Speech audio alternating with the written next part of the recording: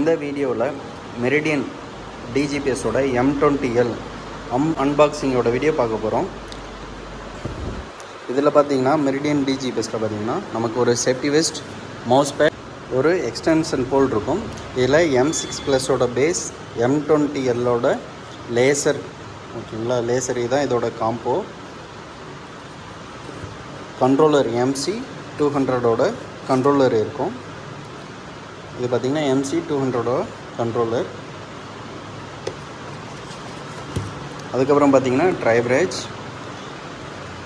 USB வந்துடும். இதோட cable, 2 antenna, இதெல்லாம் நம்மளோட M20L காம்போசிட்.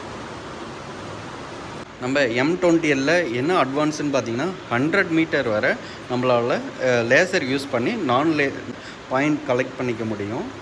M6+ பார்த்திங்கன்னா இது பேஸை யூஸ் பண்ணுவோம்.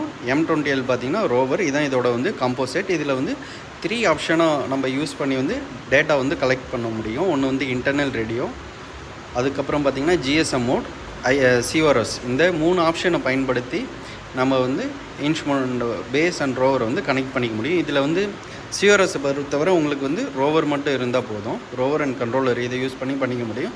இன்டர்னல் ரேடியோக்கு பார்த்திங்கன்னா பேஸும் வேணும், ரோவர் வேணும். அதாவது 1+1 கம்பல்சரி நமக்கு. GSM மோடுக்கும் பார்த்திங்கன்னா ரெண்டுமே வேணும், பேஸ் அண்ட் ரோவர் ரெண்டுமே வேணும்.